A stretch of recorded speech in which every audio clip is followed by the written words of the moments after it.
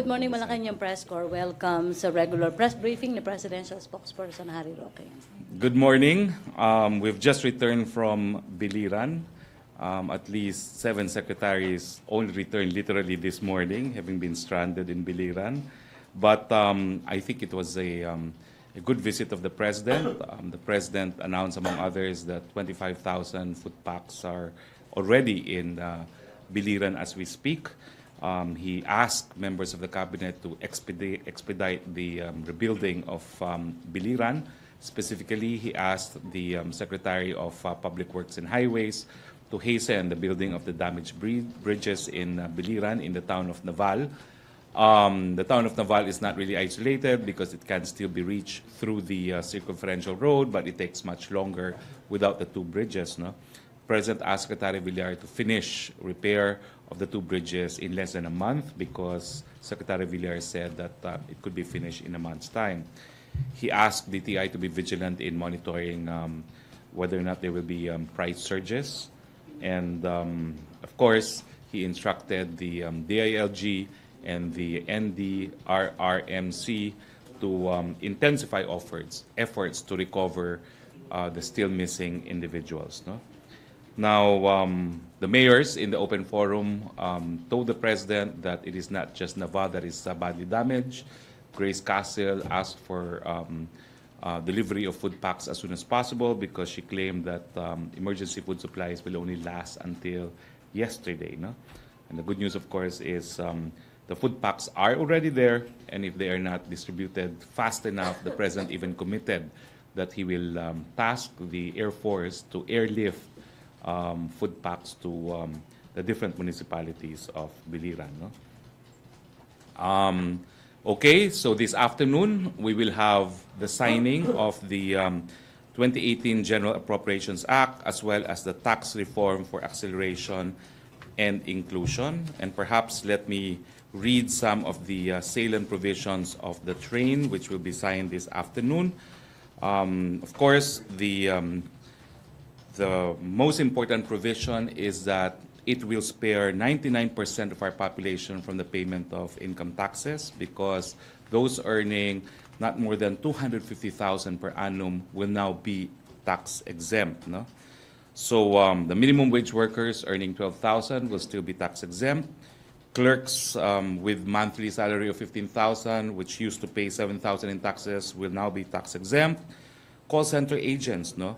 which earns 21,000 monthly, used to pay 22,000 in taxes, but will now be exempt. And a public hospital doctor with 57,000 monthly salary used to pay 138,000 in taxes. Now he will only pay 90,000 or a savings of 48,000. Now there's also simplified taxes for small and micro taxpayers, and that is the payment of a flat tax of 8% on gross sales in lieu of income and percentage tax. Now, of course, to cushion the impact of indirect taxes, there is cash transfer provided in the law itself. 10 million households will receive cash transfers of 200 per month in 2018 and 300 per month in 2019 and 2020. Estate taxes is now lowered. So lahat ng mga nagtatanong dati sa dati kong program about estate tax, and you can't imagine how many have not paid estate tax, no? Will now have to pay a fixed rate of 6% for the net estate with a standard deduction of 5 million pesos. No? Donors' taxes is also now at a fixed rate of 6% over and above 250,000 yearly. Now, value-added tax was also modified. There were 54 special laws repealed with non-essential VAT exemptions, thereby making VAT fairer, but exempting from VAT medicines for diabetes, high cholesterol, and hypertension. Purchases of senior citizens and people with disability continue to be exempted from VAT. Oil excise taxes, there will be staggered increase of up to 6 pesos per liter over a 3-year period, no? With lower rates for essentials such as diesel, kerosene, and LPG. Now, automobile excise tax, it's 4% for vehicles up to 600,000, 10% from vehicles between 600 to 1 million, 20%, 1 million to 4 million, and 50% for hybrid cars, and purely electric vehicles will still have zero excise tax. Sugar sweetened beverage, 6 pesos per liter for drinks containing caloric or non-caloric sweetener, 12 pesos per liter for drinks containing high fructose corn syrup or combination. 3-in-1 coffee and milk will be exempt. There's a new 5% gross receipt tax on cosmetic excise tax, no? Coal excise tax, which generated a lot of debates.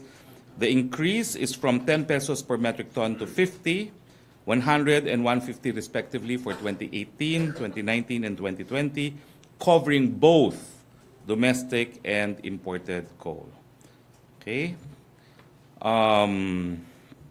This will translate only to a very small increase in terms of the price of electricity.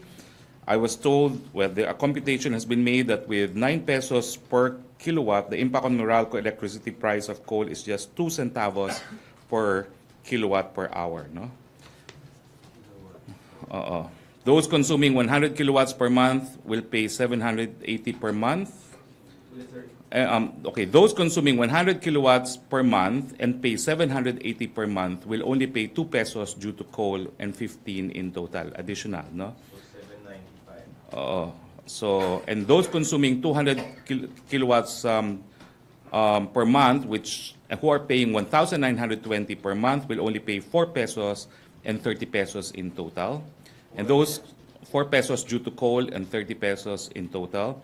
And those consuming 300 kilowatt per hour and pays 2,970 per month will only pay 6 pesos due to coal and 45 in total. Mining excise tax was doubled from 2 to 4%. Tobacco excise tax was increased from 31.2 per pack in 2018 to 32.5 between January to June, and then 35 pesos per pack from July 2018 to December 2019, 37.5 per pack in 2020 and 2021, and 40 pesos per pack in 2022 and 2023, followed by an annual indexation of 4%. Doc stamps was doubled, 50 to 100% increase, except for property, savings, and non-life insurance. Foreign currency deposit units increased from 7.5 to 15% final tax on interest income. Capital gains of non-traded tax increased from 5 to 10% to 15% final tax on net gains only. And stock transaction tax increased from 0.05 to 0.6% of transaction value. So it's only 0.1 increase. And then earmarking of incremental revenue, 70% to infrastructure, including military infrastructure, and 30% to social services and mitigating circumstances. Now, there will be some line veto, but the President will be the one to announce later on very minor line vetoes in the budget. The President will announce later. Now, also, by way of final announcement, we have opted to withdraw from the second Millennium Challenge, and this is because it was deemed by our policymakers. The decision to withdraw was because of the urgent priority of the administration to rebuild Marawi. No?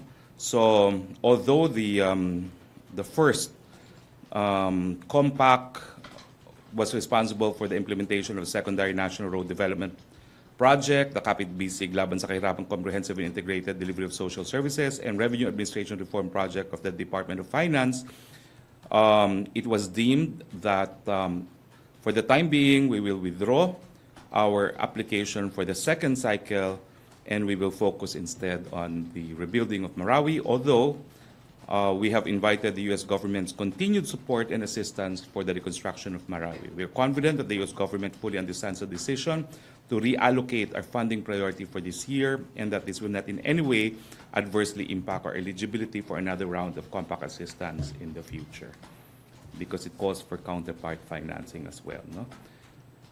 Okay, questions? Yes, yeah. P. Ranyada. Microphone. How much are we talking about, sir, in terms of the second Millennium Challenge? What's the worth of the aid that we decided to decline? Well, we withdrew, no? It's not really an aid being given as of now, no? I forget the figure. I mentioned it once, I remember, no? But I forget at the moment, no? I'll tell you after the briefing. And sir, which condition or aspect of the package did we find objectionable?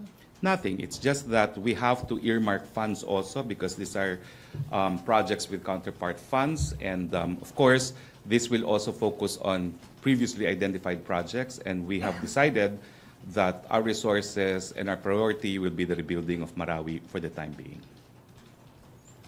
Follow-up. Laila Salaveria. Sir, what happens to the projects that were supposed to be funded by the Millennium Challenge? Well, as I said, no, we had to reallocate our resources and our priority to the rebuilding of Marawi. So we're abandoning the other For the projects? time being. For the time being. For how long, sir? Maybe until we have had some traction in the rebuilding of Marawi. And of course, as I told you, I've invited everyone. I have arranged for transportation for the media, no, to come to Marawi with us to witness the turnover of the first 580 temporary houses, no, for Marawi residents. Sir, this decision to withdraw from the Millennium Challenge have anything to do with any interference we're seeing from the U.S.? No, none at all. Not at all. Not this instance. It was really just that Marawi happened. We did not expect it, and it's going to be a very costly rebuilding. Sir, can you tell us what were the projects that were supposed to be funded under this? Actually, wala pa naman eh. That's how the Millennium Challenge Corporation works eh. They will agree on the projects, but I don't think the rebuilding of Marawi qualifies under the MCC. Okay? Thank But we're hoping that Americans can still contribute towards the rebuilding of Marawi in some other ways. Okay, thank you. Okay? Okay, follow-up. Millennium Challenge. JP. Hi, Spokes. Good morning po. Sir, may we just know how the decision was made? Who were the persons involved, possibly agencies? Economic team, primarily with Secretary Alan Cayetano of DFA. Thank you, sir. Follow-up. Other issue, Joseph Morong. Sir, on the train, yung pong tax exemptions, yung increase in or decrease sa mga taxes na babayaran, that's good for those who have income. But some groups are saying that there's 15.1 or 0.6 million who are in the informal sector, meaning wala itong regular income. And they might be hit by the increases in, say, for example, sweetened beverage, petroleum, LPG, for example, that will cost them, like, in 2018, parang dos or piso per liter. That's why the train itself allocates funds, no, for cash transfer to the poorest 10 million of our population. As I mentioned, it begins with how much is it? 200 in 2018, 300 in 2019, and 2020. That's monthly. So we have provided for mitigation, no? Realizing that the poorest of the poor would need some kind of assistance as a result of train. And the 200 is enough to offset yung mga increases, you I think? believe so, because as I read out the computation, no, many of the new excise taxes would not really amount to much because really the amount of taxes that you pay is dependent on your consumption as well. And if you are marginalized, the consumption is very low. The 200 is regardless of the size of the family, whether you're 3 or 6 or 7. Yes, yes. How process of availment, so you're going to, paano sir, to 4-piece ba to? So you're going to increase the base of the 4-piece? I believe that will be addressed by the implementing rules and regulations. Okay. But we already have the infrastructure because of the conditional cash transfer under the DSWD. So 4-piece, under the I think DSWD. we will tap the same infrastructure. And sir, how soon will this be effective?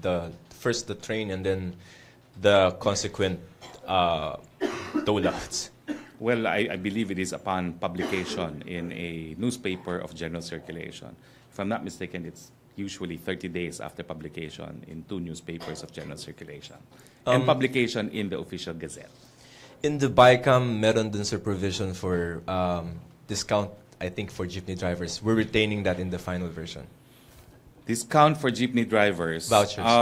In the latter part of the BICAM report. I'm not sure now because it's rather thick, no. But I prepared these highlights, no. I'll get back to you on that one. All right, sir. Thank on you the for your jeepney time. Thanks. rebate, no. Follow up on train. Ja. Hi, Spokes. Good morning.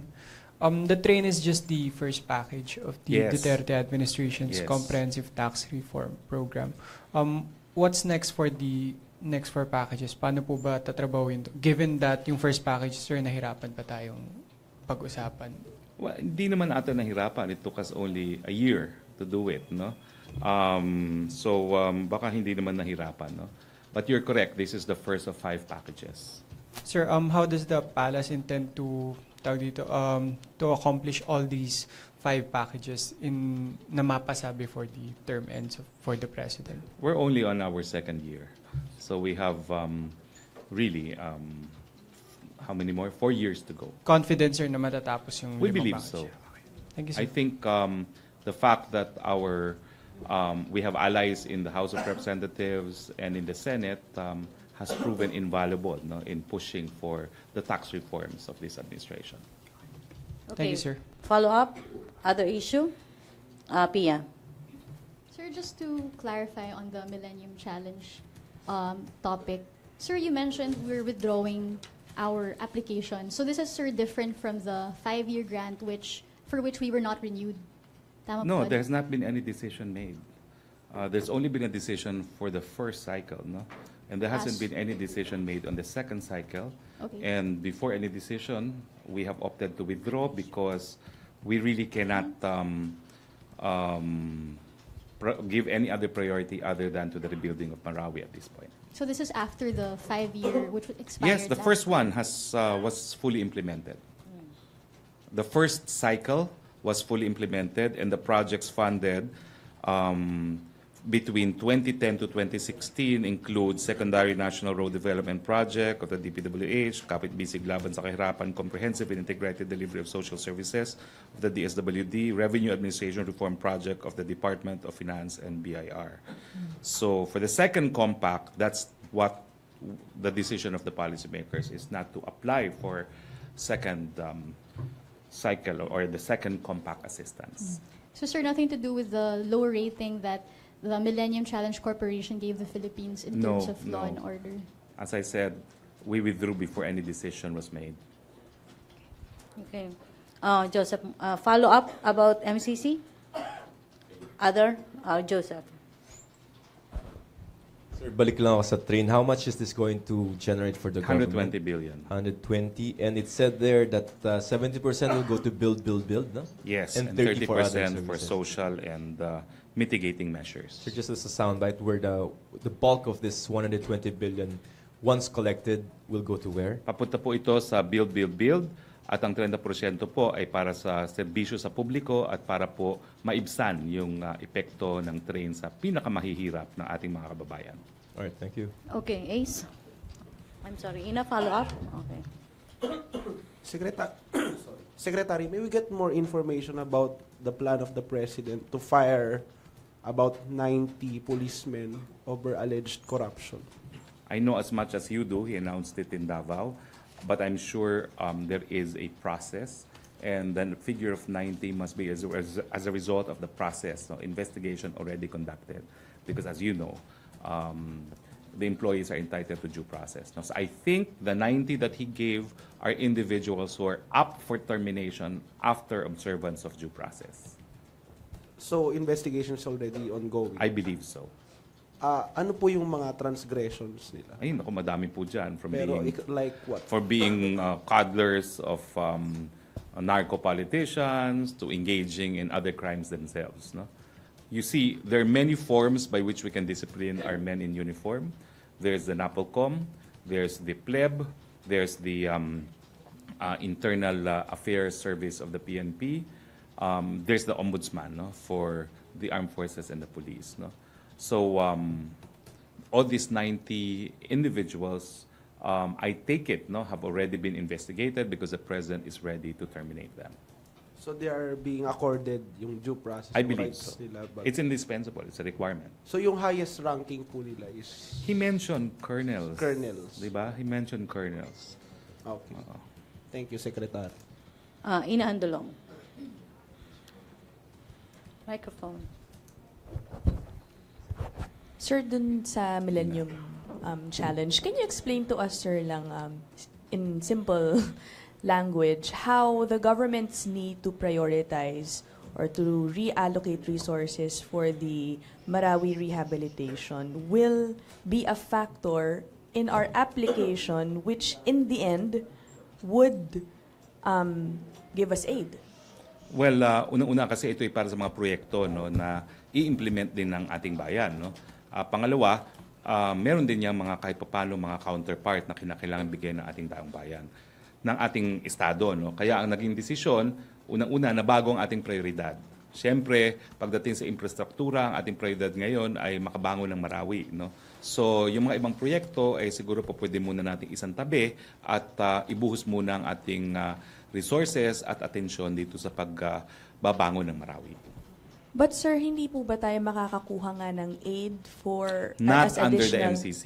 Not under the MCC. Not for the A grant? rebuilding of Malawi because MCC exists for other objectives. No, they do not exist for rebuilding because of natural or man-made calamities. And we don't see any, kumbaga hindi tayo masasayangan dun sa kung ano man pong proyekto ang posibleng mapondohan ng Hindi MCC. naman because as I said, this is temporary. We will probably apply again some other time.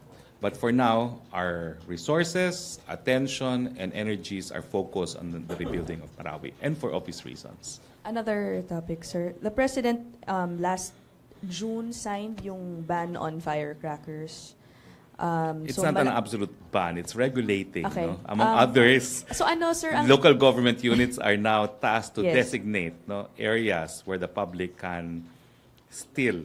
this would be the first time, sir, na ma-implement siya sa This would be the itong first New year of Year na to. implementation. Yes. Ano ang expectations sa Malacanang? Are you going to be strict about it? Will law enforcers be instructed to make sure that these or that this new rules would be followed? Well, that's the order of the President to all LGUs and all personnel of the Philippine National Police. Okay. Okay. Last question na. Laina? Sir, there's a recent report that the palace seems to be sitting on ecozone applications and holding up more than 60 billion worth of projects. Can you tell us what was the reason for the delay in the approval of the I do not applications? know if we are sitting on them, no, because the desired goal of the government is to attract foreign investments, no, and I suppose many of these projects in these ecozones involve foreign investments as well, no. But I will look into it. Maybe there's just delays because of environmental clearances required, but I can't imagine having a policy where we sit on approval of ecozone projects. That's impossible. I'm ruling it out. Maybe not sitting, sir, but delaying. Or I at least- don't think there's a policy to delay these ecozone projects because, as I said, it's always been our objective to attract new investments into the country. Oh, exactly, sir. Why haven't these applications been approved, sir? After I will for look many into it months? because I do not know if it is true that it is. I do not know if it is true that there are delays. No. Now I was going to ask for my phone because I got a copy of a directive from the president on the entry of the third telecoms player, and the president has instructed the ICT and the National Telecoms Commission to ensure that the third telecom provider will be up and about by the first quarter of 2018, the first 3 months of 2018. And the NTC and the ICT were tasked to approve all applications and licenses within 7 days only upon complete submission of requirements, and that if it is not approved within 7 days, it is deemed approved. Okay? So that's how serious the president is on the entry of a third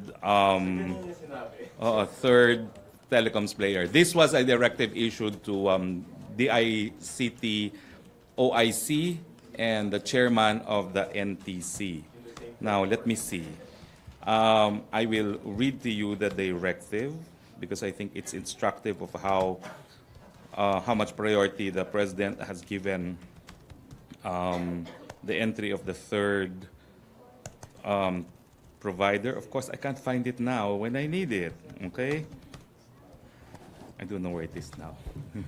But anyway, that's the gist of the directive. They have to be up and about first quarter of 2018, 7 days to approve all applications when they are submitted. Yes, yes.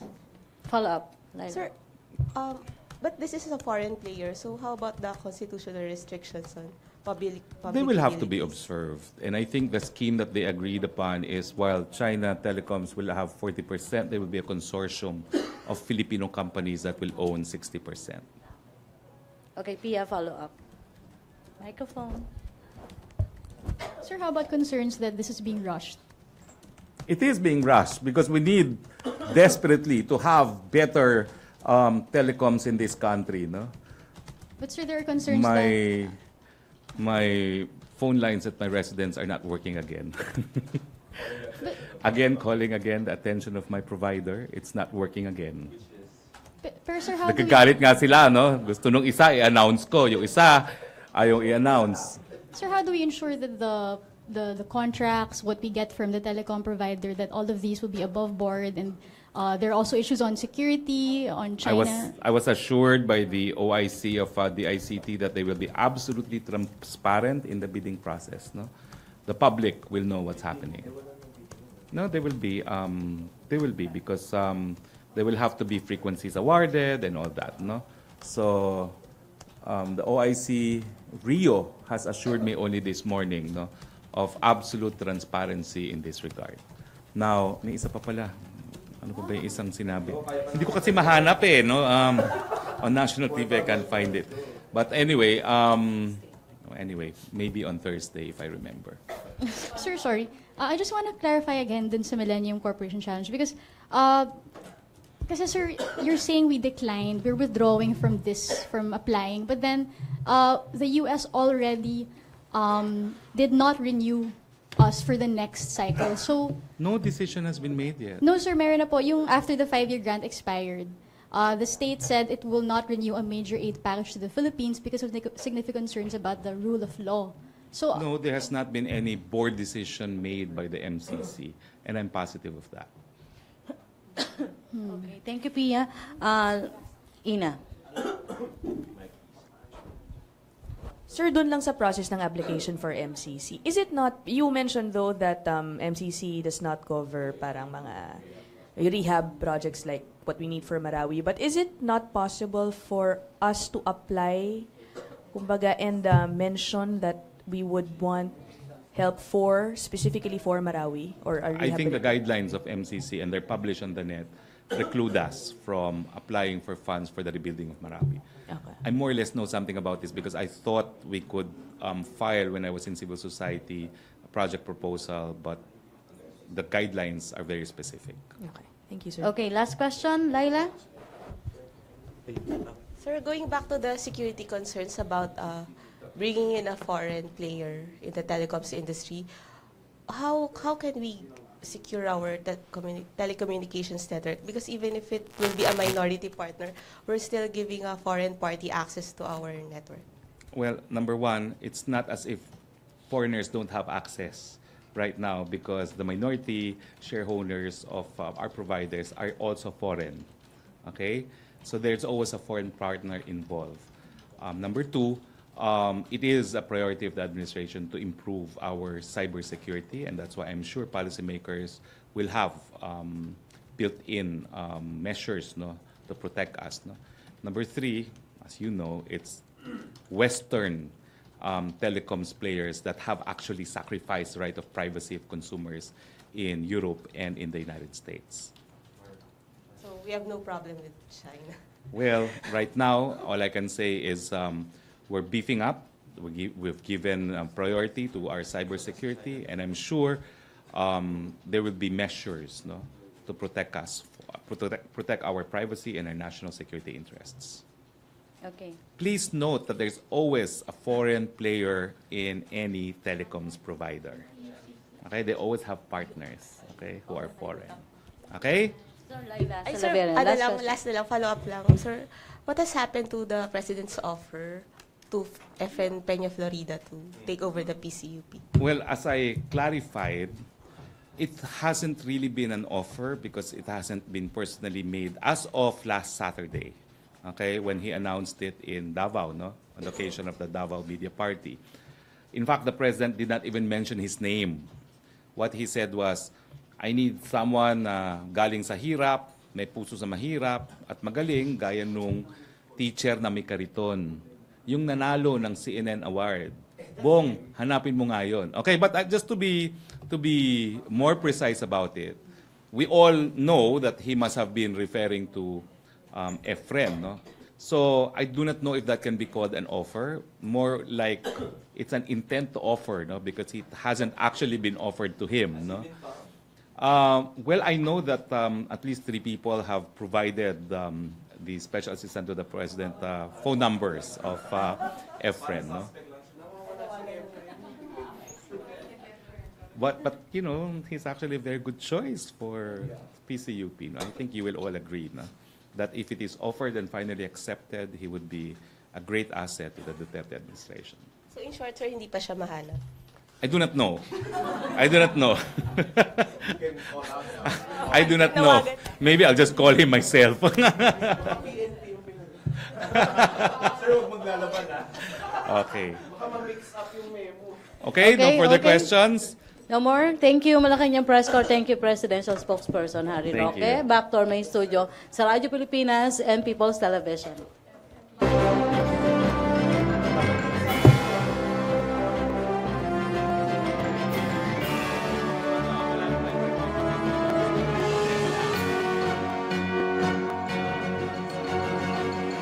Thursday, 27 nasa Marawi tayo. Sinabi ko talaga na magbigay ng C-130 para madala kayo.